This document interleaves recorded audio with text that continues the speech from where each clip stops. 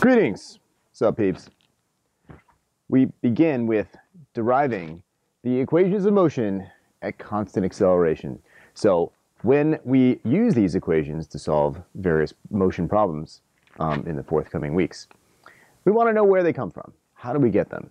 So far in the first week or so of school, you guys have actually physically manipulated these equations to solve for every variable as an exercise in algebra, without the meaning behind each variable and without the meaning in terms of any type of situation, physical situation or problem. So that's what I'm going to show you, how we get there, and then in the next installment, what we're going to do is actually work with problems so I can show you what our technique is, what the methodology is that will get us the correct answer. So we begin with equation number one. Equation number one is velocity equals original velocity plus acceleration multiplied by time. How do we get there? How do we get it? Well, turns out that it comes from the straight definition of acceleration. So if we write that down over here, acceleration A is equal to the change in velocity over the change in time. Written out in full, that looks like this.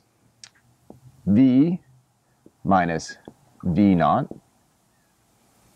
over T minus T naught. Now, as is typically the case with time, we generally just reset our stopwatch for every interval. That's something that can be done as practice so that T naught is always 0, and that this we would just consider to be T relative to T0. So we just call it T. Most often we'll find it that way. And that's how we're going to derive this equation over here by making this little adjustment, considering T naught is always going to be 0. We begin the stopwatch, boom, that's T naught. All right, so all we're really doing with this equation is pretty simple. You've actually done this already in your practice algebra stuff early on. You solve for V, solve for the velocity. Okay, so what do we have? Well, let me rewrite this.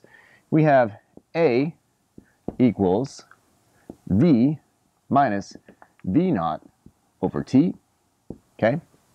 If I want to solve for V, what I'm going to do is use SADMAP, so I can put that guy back up here so that we remember it.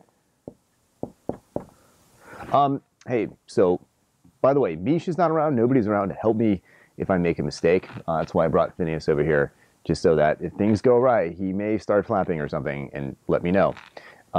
You guys should be watching sharply too, because this can happen. And already I've awarded a bonus point, a couple bonus points. So keep on it, keep on me. Acceleration is velocity minus V naught divided by T. So multiply both sides by T to isolate this over here.